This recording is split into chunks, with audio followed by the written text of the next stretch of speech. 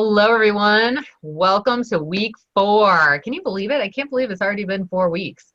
It's craziness, right? Time is flying by when you're having fun, Chef. Yeah, I know. Time does fly. So how's everybody doing? Is everybody feeling good? Anybody Good. make anything good? Good? Good. Yeah? How about you, Chef Eric? Did you go anywhere fun to eat? This week? No. Actually, wait a minute. What we do? Yeah, last weekend we actually went to a speakeasy. That was pretty legit. It was really, really fun. Green Russell in downtown Denver. Ooh. Yeah. I don't have pictures uploaded to my computer, but I can see if I can pull up if you want to continue on, I'll see if I can find the menu for you. Yeah, that'd be awesome. Let's check out what that looked like. So then let's look at your guys' main page so we can make sure while Chef Eric is pulling up super awesome menu photos. So this week, week 4, can you believe it? We have our research materials, remember, do the lessons, do your assignment. The assignment is another quiz, and you guys have been so awesome about doing your assignments early. I am so impressed with you guys. You guys have just nailed it out of the park. Everybody that's here and is watching the live session, like, bravo, because you guys have done a fabulous job of keeping up and doing your knowledge checks and your lessons and getting them done early. So really, really great job. And it's great that you're getting into that habit now, because what happens in week 6?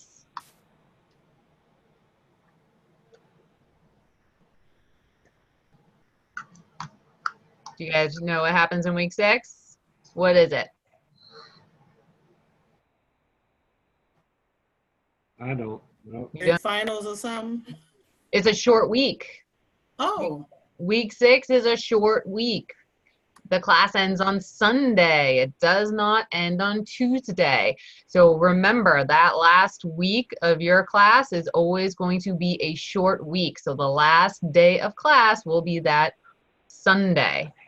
So keep up the momentum, do your stuff like you have been doing, which has been fabulous. You guys haven't, you've been doing them early, and it's awesome. And keep that up, because on week 6, Sunday, it's going to be a short week. So I want to make sure that you guys remember that now. Get that in your head now, especially those who are watching the live session archive. Get it in your head now. Week 6 is a short week, because that Sunday is that last day of class. And that would be that Sunday, it's August 18th. August 18th, right? So this week, we get to do some fun stuff. It's one of my favorites, because we get to talk about numbers. You guys excited? I love numbers. Oh, yes. I'm so glad to hear how much you guys love numbers, because I'm going to bring up my favorite reference, Bob's Burgers. I love Bob's Burgers. And if you ever look and watch that show, look at his board, because those prices have been the same for the past, how long has that show been on for? 10 years now? There has been not one increase in his prices at that restaurant. And that's an issue. Those are some things that you need to consider when you're actually going to do your own establishment, looking at the menu prices and how much are you actually going to charge for things.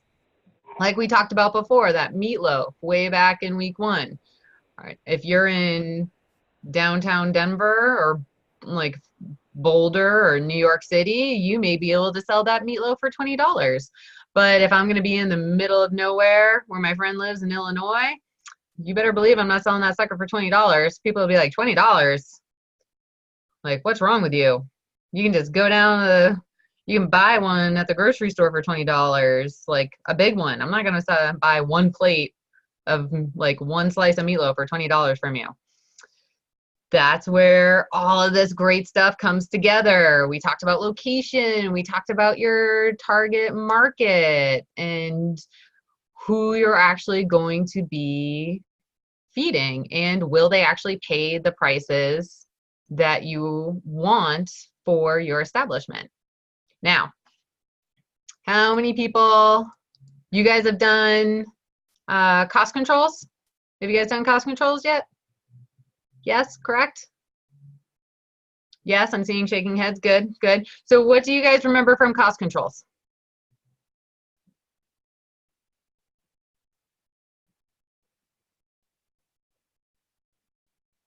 Yes, thank you, Chef Eric. It's that CE187. What do you guys remember from that class?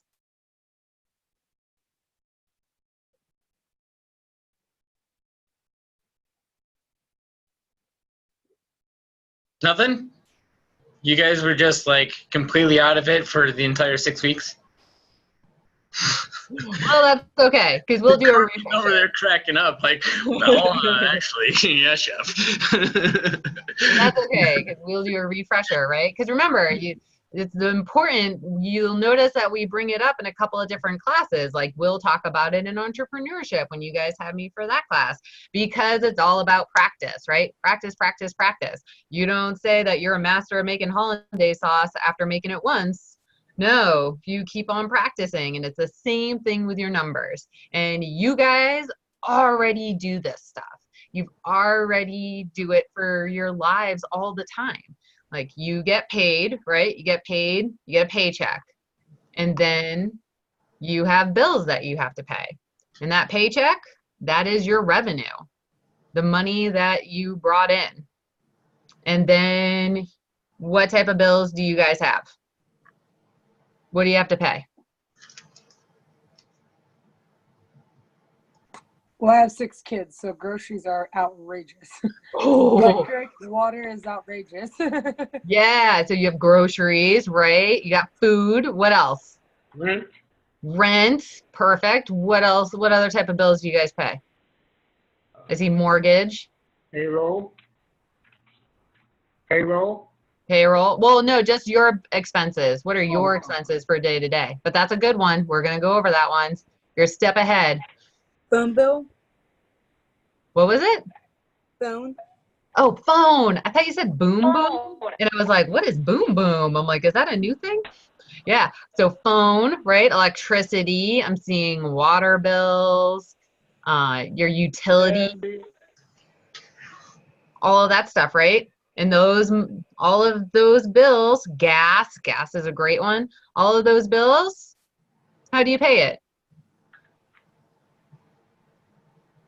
How do you guys typically pay? You pay it out of your paycheck, right? Oh, Yeah, you work and you pay it out of your paycheck. So you have your revenue, that paycheck, and then you have all of those costs. You talked about your food costs, talked about your, Courtly already brought up the labor cost, and you had your operating expenses. Those are all your costs, and those are coming out of that paycheck.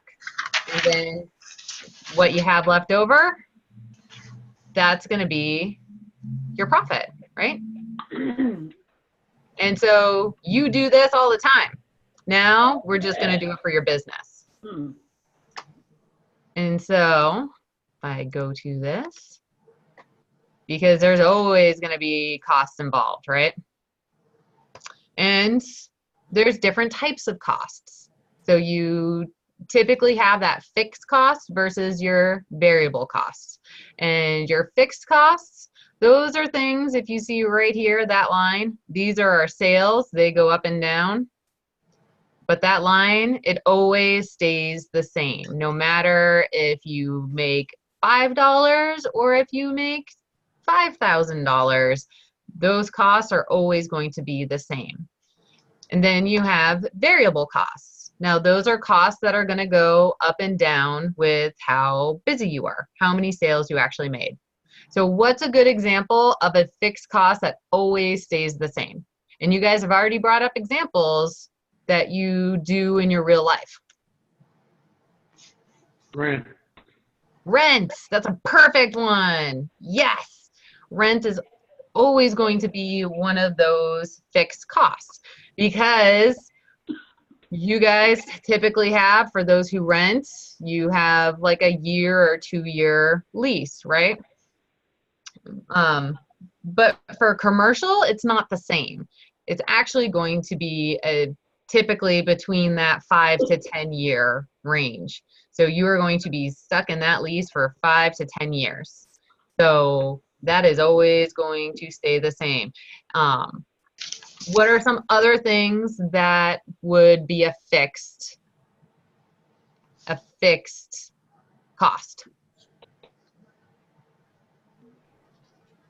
My phone bill always stay the same. Your phone bill always stays the same? Yeah, your utility, like your actual your utilities. Sewer bill. Yeah, your insurance bill will always stay the same, right? And then your salary employees. Your salary are always going to make that same amount of money no matter how busy they are. What's a good example of a variable cost? That's that cost that will either go up or down if the sales are up or down. Food cost. Food, yeah. Food is a great one because the more you sell, the more food you're going to need in the region, right? What else? Think about the first one you said, Courtly. Forgot what that was.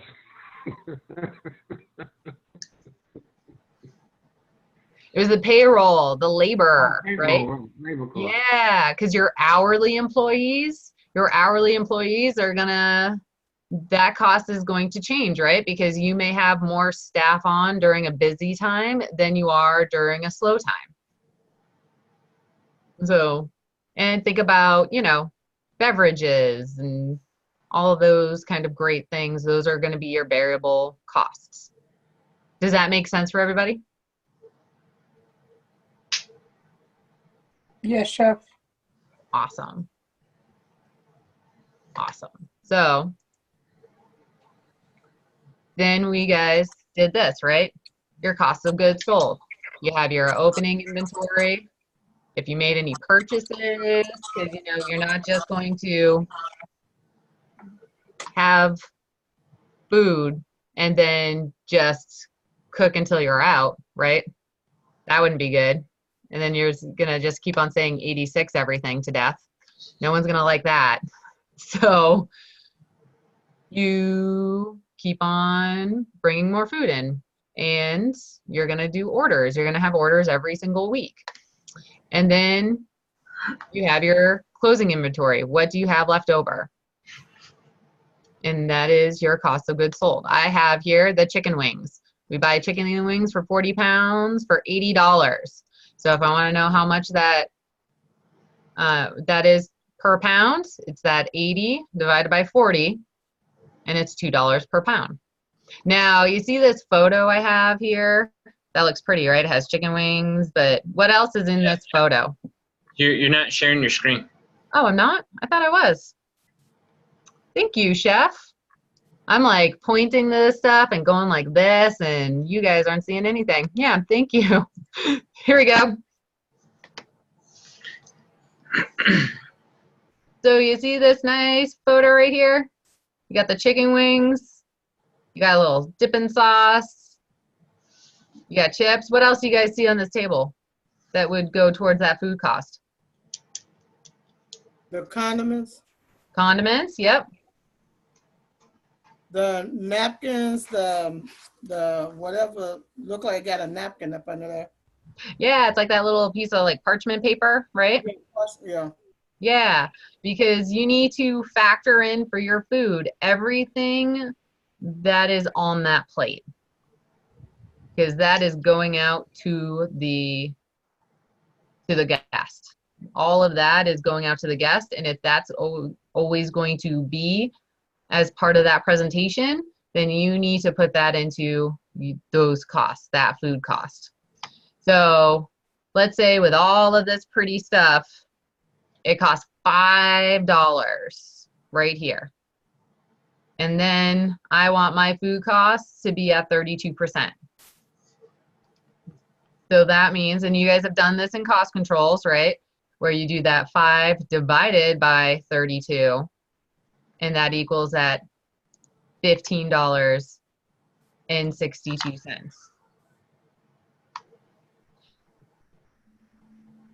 Does that make sense? Yes. Yes. Does that make sense for everybody? Yes, I'm seeing yes. Yes. All right, perfect.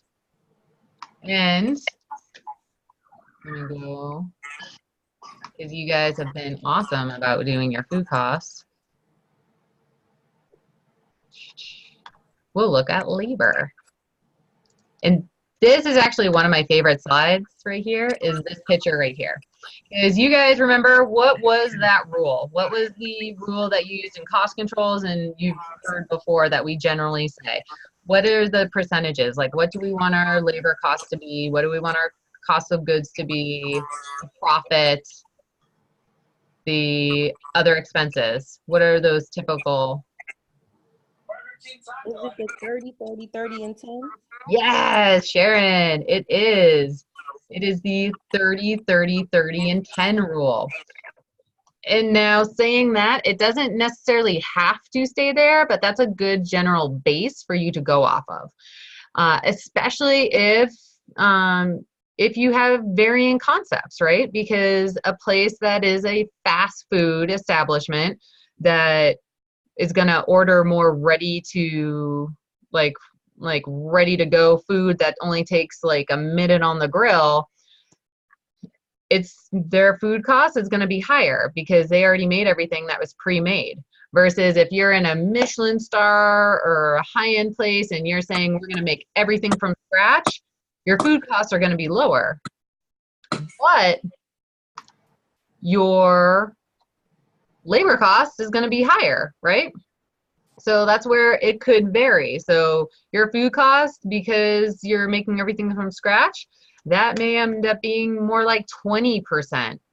But your labor cost, that may go up to 40% because you're making everything. You need Chef Eric to come and cook at your establishment, and he needs to make this pizza right here. And he's like, we're not buying it frozen, we're getting everything fresh, right, Chef? You know this. It's how I work. Yeah. My very first executive chef position, it was funny because they had a food cost of 35% when I started, right? My last day there, their food cost percentage was down at 27%. That's awesome. So, and what were some of the things that you were able to do to control that? Fresh product and making sure that my staff was trained accordingly in order to rock out and execute efficiently was my main go-to, was making sure that I was right in there prepping with them, making sure they knew how to do things correctly and efficiently. So that way I could have that fresh product rather than ordering small diced, 5-pound bags of small diced carrots for something, as to where why not just go ahead and do 5 pounds of dice by hand. It's like, it's gonna maybe take you 15 minutes. Let's go ahead and knock it out, right? So I was maybe able to adjust my labor accordingly, had skillful and knowledgeable employees in order to execute my menu, right? And then I also ran specials, which was awesome. Running specials is a great way to bring that food cost back down with any of that product that's not getting used. You find items on your menu that aren't being sold. You go ahead and see how you can recreate something, put it out there for a week as a special. And if it's your second best seller for the week, God bless your heart because you did your job correctly. Yeah. Well, and you bring up an excellent point, Chef, that I love. How many people have ever ate at a place and it was a small, like, mom and pop shop, but then they opened up a second location? Have you guys ever, or moved to a bigger location? Have you guys ever eaten at a place like that? Shamika? Yes? Yes, ma'am. Yes. So what did you notice? Was there a difference when they went from their smaller to bigger? Yeah, it was a big increase in location. It's actually down the street from the house. They actually went up in sales as well because they came from a food truck to a trailer, and then they had their own property. They opened up this year. Nice. And then was the quality the same? Yes, ma'am. Awesome. So then but there are times that's great that they kept that quality, but they had more costs associated with it, right? They had to hire more people to actually run that establishment. They need to have like they're going to have more rents because they have a big space. They're not just renting a commissary kitchen and have their food truck. They have a big space now that has more utilities. You're going to use more like water and gas and electricity, and you have to have Wi-Fi and your POS system, all that great stuff, right? And then and it's awesome that they were actually able to keep the quality, because I've known places where they did get bigger, but the owners were so into the actual making of the food every single day that they didn't have any recipes written down. And he just did it all like from his head. And once he had to hire somebody to do it, the quality went down because he didn't have policies and procedures in place. He didn't have a training manual. He didn't have recipes. So the quality went down. The consistency went down. So you would one day get this great bowl of pho, and then it would have, like, if he was making it, you'd get all the like Thai basil leaves, and you'd have like jalapenos and extra limes and stuff, and the alfalfa sprouts, like all that great stuff is in there. But then if the other person was making it, I'd get like one basil leaf. It was like a wedge of lemon. Like they did not make it consistent. And that is a big, big problem, especially when you start to grow.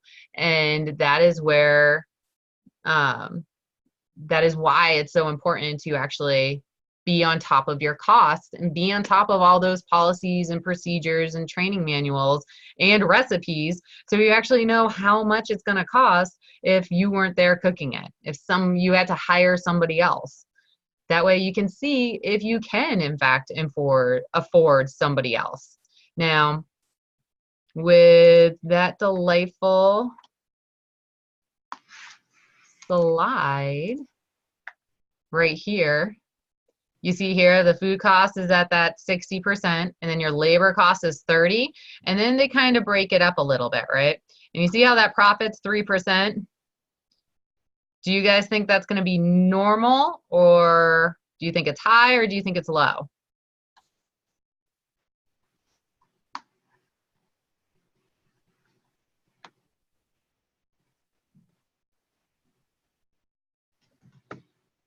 You can chat it up too. I don't know, Chef. You don't know? Well, we always want to go for that 10% profit, right? But that 3 to 5%, that's kind of typical for our industry. Because remember, you always hear that saying that we are a industry of pennies, and you need to count every single penny that you have. Have you heard that saying before, Chef? Yeah, very much so. I one of my old instructors when I was a student here, he did the food and cost, and he would always say that anytime he was in his kitchen, he was looking at the plates that were going out, not in a matter of what they look like per se, but a matter of how much money was on that plate, right? Because if you're putting 4 ounces of a side instead of 3 ounces on a side, that's more money going out that door than you're wanting, right? So he was that person that was always looking at it in, money, pertaining to pennies or dimes or nickels. It's like not necessarily being a penny pincher per se, but he was always watching the fact of where his money was actually going. Now, do you guys know what the best tool is in the kitchen to save you some of those pennies? No. The spatula. Your spatula. That's why we always say if you're making a dressing, you just don't pour it out. You get that spatula and you get every single dollop, like micro ounce that you can get out of it, because anything that's left over in that bowl is a cost. And so your spatula is always your best friend, right? And now we talked about the operating, right? We talked about your labor.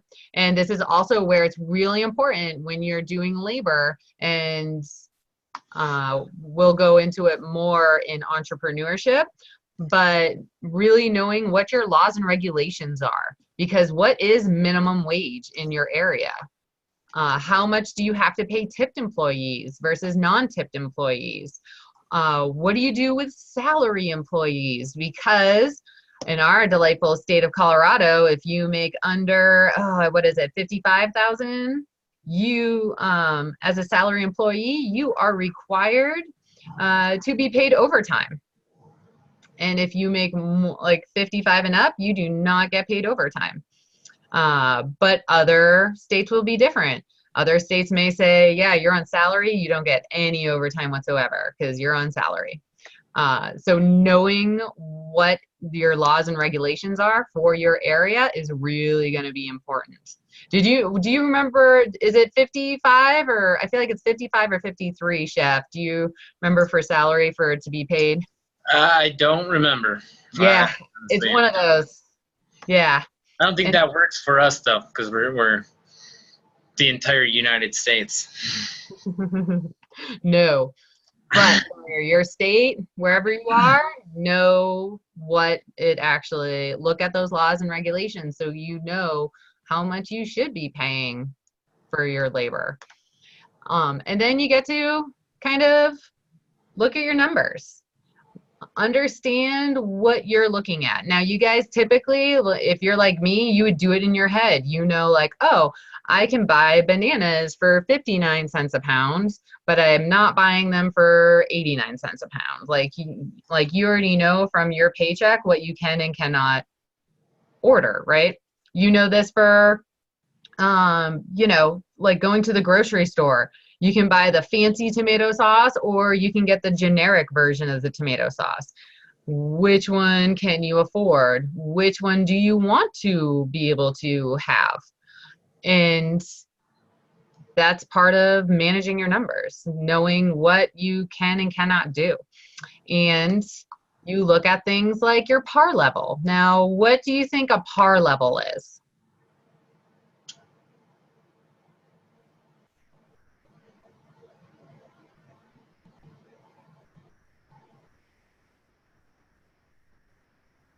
You guys are pretty quiet today. I know.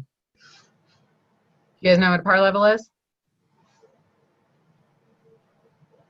No, Chef, I don't know. Oh, that's okay. Don't worry. We will go over it now.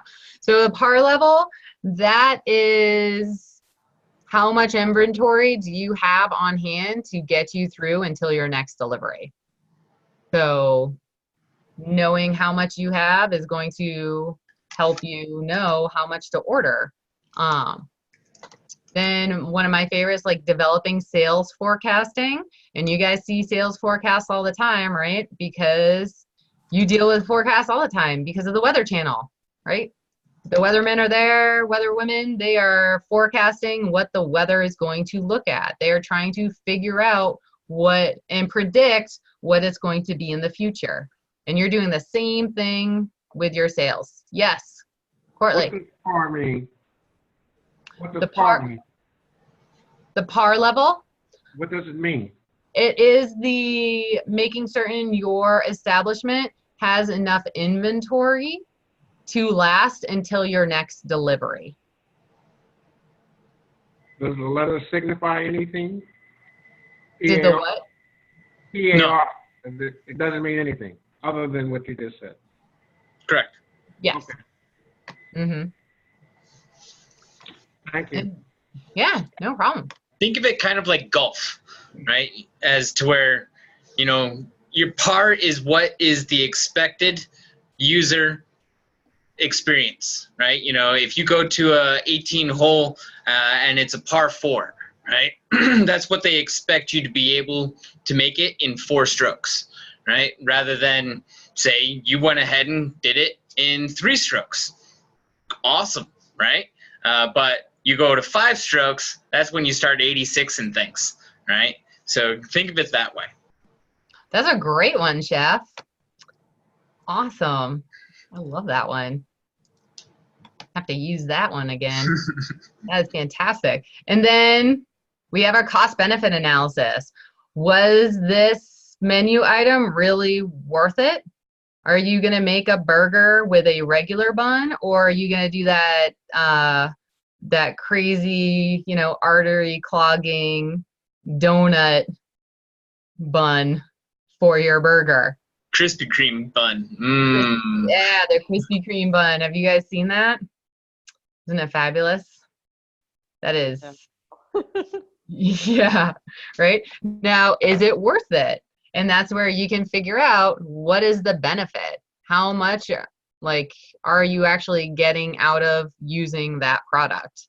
And then portion control, because it's really important. This is where those policies and procedures are really, really important. So, for example, I come in and I trained you guys to do a scoop. And I'm like, here's my little scoop. And it's a little 2-ounce scoop. And then Chef Eric comes and he is going to be training you on day 2. And he uses a 4-ounce scoop instead of the 2-ounce scoop. And he's like, here's my scoop. People they want mashed potatoes, they're getting mashed potatoes, you know? That's a cost, right? There's a big difference between 2 ounces and 4 ounces. And yeah, it's money, money, money. And you really want to make certain you have all of those procedures in place, not only for it to be consistent, but then to really watch that cost. Because if it's supposed to be 2 ounces, then he just gave twice as much as he was supposed to. Right? I know. Hide, Chef Eric. Sorry, Chef. So, oh, let me pull up. And where'd my share screen go? And knowing the type of food that you're gonna do, you can check out your cool suppliers. I love suppliers. It is a great way, it's a great relationship, because this is a relationship that's not just, you know, every once in a while. This is a weekly relationship that you have with these people. So you really want to make certain that you are choosing the right supplier for you. And now that you guys are in culinary school, I don't want to see any cherry pickers. And when I say cherry pickers, I mean that I say go to Jason here and say, hey, I heard you had some cheese for sale. I'm so excited. I love your cheese. Yes, I'll totally buy your cheese. And then the next week, I'm like, hey, Deborah, what's up? I heard you had some cheese that was cheaper. I love you and I love your cheese. I'm going to order your cheese this week. And then I go to Amber and I say, hey, Amber, you know you're my favorite. Can I order cheese from you instead?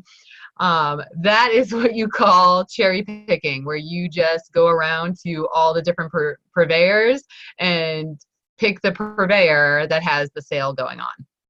And you do not want to do that, because that's not going to build a great relationship. And these people will help you. They will find stuff for you, especially if they know the type of concept that you have, and they will build that relationship with you and say, hey, I think I found a product that will even be like great for your establishment. you should give it a try. Like, they're going out of their way to make sure that you are taken care of. And it's really important that you pick the right one for you. And it all goes back to, what type of concept are you doing? How big is your establishment going to be? Can you actually get a delivery? Because for me at the B&B, I could not get deliveries because I was too small. I didn't have enough room. You guys remember? I had to go to Shamrock. I had to go to the warehouse to pick it up. But they were always super nice to me at the warehouse and make sure I go out of their way to make sure that I was covered and had everything I needed. So that's where, or if you're going to do farm to table, are you going to have that relationship with the farmers? Are you going to make certain that you like what they're doing? Because there is a difference between, you know, like a farmer versus a non-GMO versus an organic, and which one's going to fit with your concept. Now, Chef, who did you end up using for your establishment? Was it any farm to table-esque?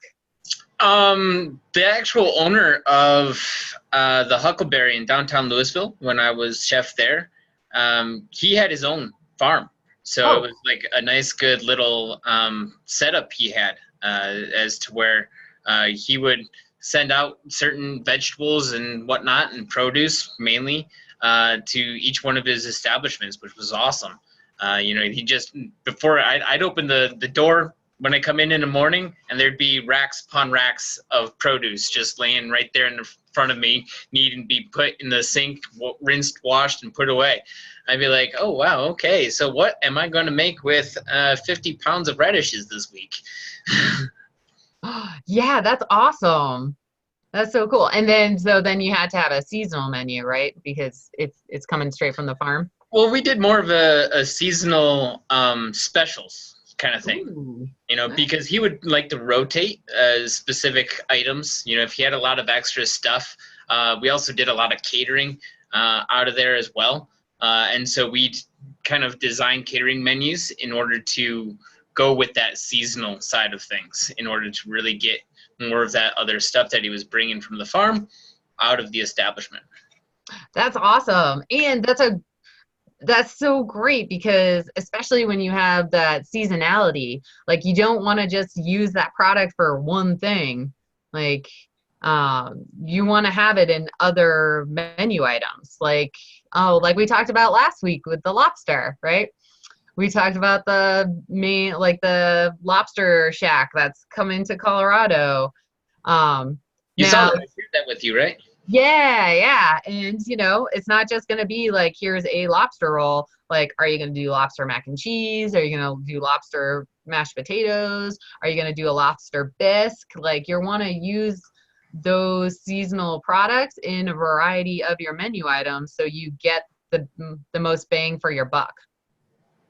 And if you do notice that you are spending too much in a certain area, now you have that ability to look at everything for your costs and see how you can actually save money. It's a good beginning start to see, what do I need to do in order to save money? Do I need to get a different product? Because maybe I talk to my supplier and say, hey, you know what? This is too much money. Because stuff happens all the time. There's shortages, there's product recalls. Like vanilla, is vanilla still even fully recovered? Because there was a giant vanilla shortage. So vanilla would cost at one point like $100 for a tiny bottle. But now I think it's only finally down to like $20, which is great. But those are things that, you know, when you're talking to that supplier, they'll be able to point you in the right direction. And then cross-training your staff. So are you going to have somebody who just does one job and that's it? Or are you going to have them learn every single area of your kitchen? Because if, say, I get sick or my kid throws up and I can't come to work, who's going to cover my shift? Will Chef Eric be able to cover my shift? Or Andrea? Well, do they know how to actually do my job? And if you cross-train, then yes, they would be able to pick up the slack, because I'm certain all of you know, all of you have dealt with people calling in sick, right? All the time. All the time. Calling in sick. Too many to try and remember. Yep. Yep. And it's always that, you know, that person doesn't show up. Everybody does that, you know, that one sigh all together, that, because, but do you want to have that much of a moment, or do you want to have everybody who can pick up where the other person left off and still keep the flow going? That's where I'm a big fan of cross-training. Another thing is looking at benefits. Like, are you going to offer things like employees meal? Are you going to give them a drink? I have definitely seen places, which I would say do not do, which is they offer free drinks. And you notice they say drinks. So you can have like people come in after their work and they just start drinking nonstop. And all your money is going out the window, right? Because, oh, are they cross-trained at sorry, I was reading a chat. But they were going, you know, they just nonstop drank, and then all of a sudden that, you know, $50 bottle of liquor that you bought was just drank by one employee. And if you imagine if they do that every single night, that's going to be a cost. That's $50 a night. I wonder how much that is. How much is $50 a night? We can say if you even have just one employee drink a bottle 365 days, that's $18,250 that went to your staff if staff did a bottle a night for free. $18,000, it adds up, right? So putting what you're actually, the type of benefits you're actually going to give your employees is going to be really important, because you're going to have to add up all those costs. Where are the employee meals going to actually go? Do they go in the food cost, or do you think they go in the labor costs?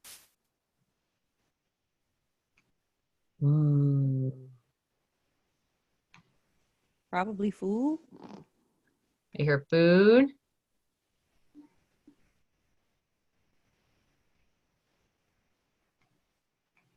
What do you guys think? Food. I see labor. It actually does go into the labor costs, because that's part of that benefit of working for you. So that's, you actually would put that into the labor cost, right? Isn't that crazy? I always assumed it was food, and then I found out, oh no, it's labor, because it's a benefit. Now, there is always the best, well, not the best part, but the unfortunate part of running an establishment, and that is stealing, right? Stealing happens. It's unfortunate. That's why we always say have a manager open and a manager close, because you want to make certain people are being managed, right? You don't want to have the dishwasher be the very last person to leave. I feel like you've gone through that before, Chef. Yeah. Once again, at the Huckleberry, we had a guy that worked there for probably like 3 years, even before I started. And about 2 weeks into my time there, I caught him with his backpack in the walk-in cooler, sticking fish, fillets of salmon in his backpack. I stood right there behind him and just waited until he was ready and done and zipped up. And I said, okay, so you want to come with me? And he was like, oh, I already talked with the owner. He says it's all right. I was like, yeah, don't play that with me. Okay, I don't think it's all right for you to be stealing 8 fillets of salmon. Who are you going to go and feed this weekend? It's like we need to sit down and talk about this. And so I gave him a week to get his stuff together, and I didn't can him right then and there. I wanted to see if he was going to come back around, and I made sure that I was there.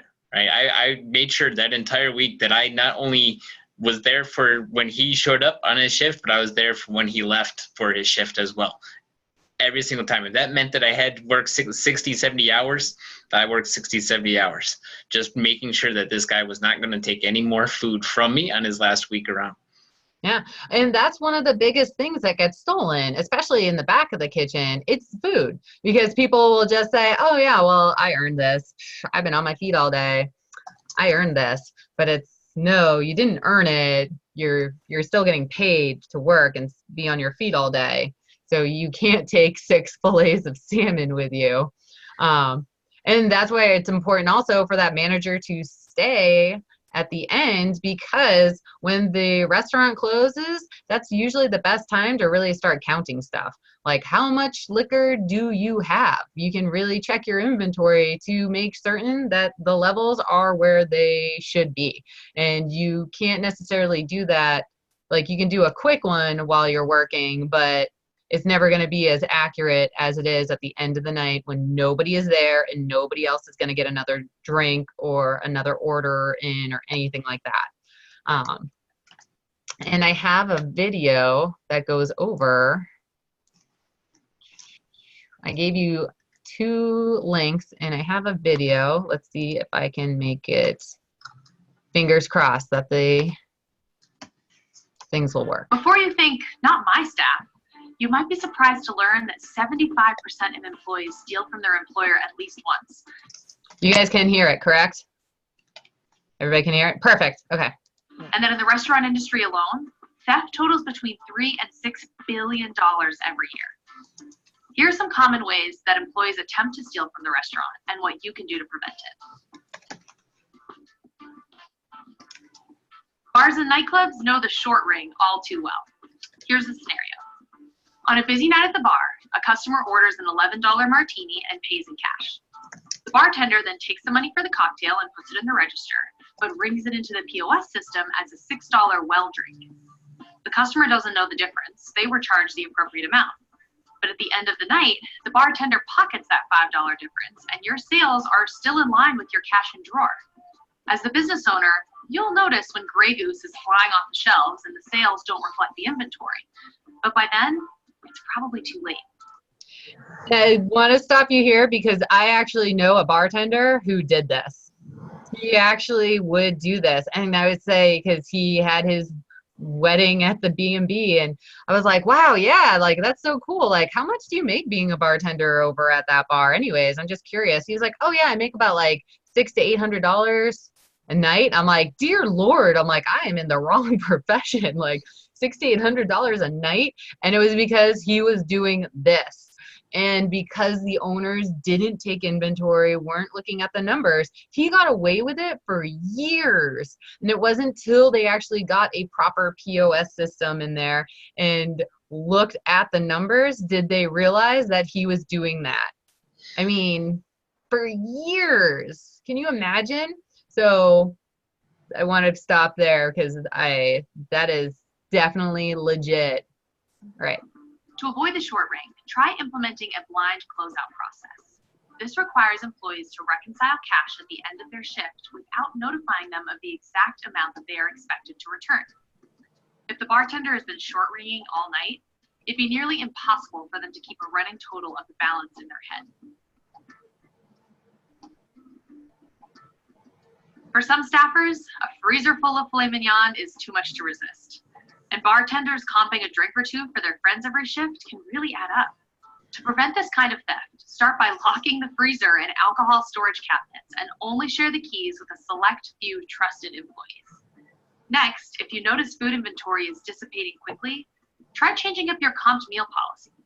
Offer your staff some more freebies so that they feel appreciated and you can account for the variance. Lastly, consider implementing an inventory management solution. If you're using Toast or thinking about using Toast for your POS system, check out the inventory module. It runs your sales and inventory counts in parallel, giving you quicker and more accurate visibility into your inventory. This scheme requires accuracy and a little bit of luck, but more than a few anonymous bartenders I've talked to have reported seeing this at their restaurants. So a customer comes to the bar and orders a frequently requested beverage, like a Bud Light. The bartender prints the receipt and the customer pays in cash. Now, instead of closing out the tab, the bartender leaves it open. 15 minutes later, a different customer orders a Bud Light. Instead of entering it into the POS as a separate check, the bartender just reprints the first customer's receipt from the still open tab. When the customer pays for their beer, the original check is closed, leaving the cash from that first order unaccounted for and in the pockets of the bartender. To stop this from happening, require that your staff place a receipt in front of guests upon delivery of a drink, so that every party has a receipt in front of them at all times. You can also use your POS data to your advantage. Keep an eye on the average time a tab is open at the bar and which servers are frequently reprinting receipts. There are still plenty of ways that employees steal from restaurants. To read the full list of popular tactics and prevention methods, check out the blog article below. And if you want to prevent this problem before it even starts, by hiring the best staff ever, download Toast. Okay. So then in this one, actually, they have it right here too. And I gave you guys the link. It's going to be in the slides for you. And it's a great tool just because some of the things you would never think of. Like I would have never thought of some of this stuff. But it's good to know what would work and how you could prevent it from happening.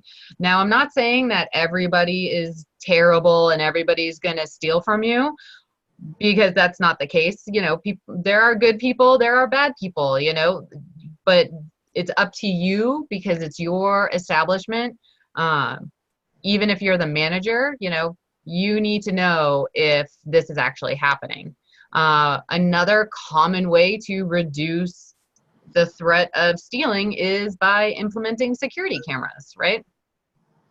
Especially in the front where the bars are.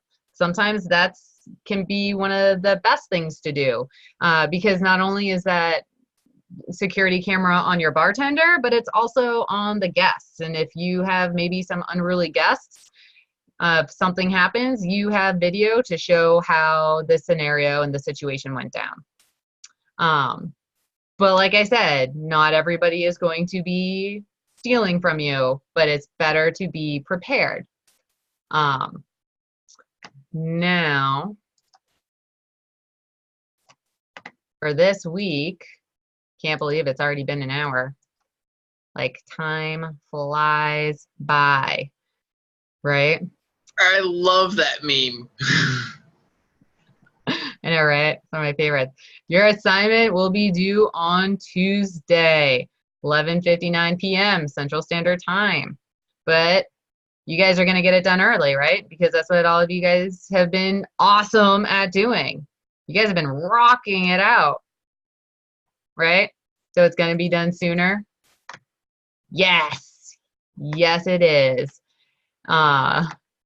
Now it's going to be another quiz. So if I stop sharing this screen and I share my other screen, remember, like I said, where I showed you before, it's just right here and it's just another quiz right here. So take that puppy, you'll be good to go.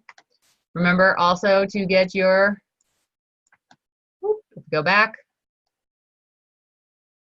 That's week 6. Here it is. Get your lessons done too, right? Get those done. Get them done by Saturday. Why not? You guys have been awesome. You've been doing a killer job in this class. So get them done early. Have a great weekend. Then you can be like, I don't have to worry about cost controls. Or not cost controls. We've been talking about cost controls. Then you design my management. So you don't have to worry about cost controls anymore. But you still have to worry about my class. But you don't for the weekend if you get it all done early. Am I right, Jeff? Very true. Very true. I mean, just go ahead and when we close out here, hop on that knowledge check real quick. Try it out, see what you get. If you don't get the best score, give it another round tomorrow, right? And then you can try it a couple times. Yeah. A few more times, until you get that grade that you're looking for, and you're like, hey, all right, I'm looking good. I feel good. All right, off into the weekend feeling awesome, right? So on that note, though, I was also going to share that menu from the speakeasy real quick. Good. You have it? Perfect. Yeah. So let's see here. Let's hope this is the right screen. You guys seeing that? Yes. Green Russell. Yeah, they're a hard one to find there on the internet, especially a matter of finding the right stuff. Well, what do you expect from a speakeasy, right? But pretty simple. It was a trifold menu, pretty easy peasy to kind of look over. I know it's not that easy to look over via a picture through a shared screen on the internet, but in your hand, it is definitely easy to read, right? Where they just, keep it real straightforward, keep it simple. They have some cool font going here, which was, attractive. Keeps it nicely separated, right? So that way you know where the descriptions are. You know what the menu items are, right? And making sure that everything's really dialed through. So we had a really great time. They actually had, when you walked into this establishment, Chef, it was pretty cool. It was like an old diner flooring, like the black and white checkered. They had like the those old booths, not booths that you would sit in, but like those old high chairs that were like kind of like, what are they, like the hair salon kind of cutting kind of idea? So they had this kind of like old school 50, 60 milkshake shack, but then you walk through this door and then all of a sudden it's like this like very dark and kind of dungeony kind of labyrinth that you walk through, and then all of a sudden it opens up to this pleated chairs, all leather, had these gas lamps hanging for lighting, which was pretty cool. But, obviously they're more directed towards beverages than they are the food, which most speakeasies are, right? So, but pretty cool place. I don't know if there's another picture here of, let's see, these are all menus, but then like that's one of their little things that they have on the door, and it's like right when you walk in. Pretty neat little place though. That gives you an idea of kind of the furniture, and then that's definitely not the place, but Well, and it's great too. The font just shows how it's such a like that style, that speakeasy style. The font on that menu, it's very fitting. Very, very fitting. Like it was a very fun experience. I think they boiled their we got the candied spiced nuts. And it was definitely a variety to where they give you pecans, walnuts, peanuts, almonds.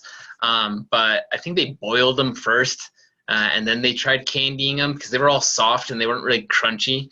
And that was my only commentary for the guy. But the bartenders also serve you, right? So they're the people that serve you are also going to be the ones that actually are making your drinks. And they had this really cool one.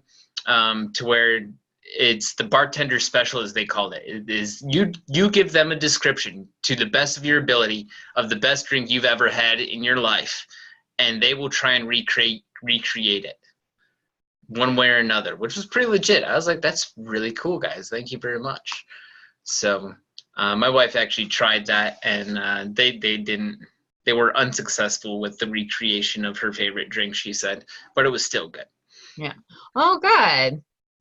Good. Well, I hope everybody, if you go out, and those who are watching the live session archive, and report back. I also am kind of curious. I haven't had any reports back on how you guys, what your thoughts were about the toilet restaurant that I sent you guys that link to. Let me know what your thoughts were on the toilet restaurant.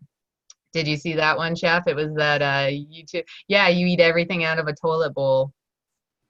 I right? actually went to one of those in Japan. It was super cool. You did? Was it good? Yeah, the food was good. It was actually for one of my kids. Like, they wanted to go, so we went. And the whole time, of course, there was, like, potty jokes the whole time. It was really funny. Right?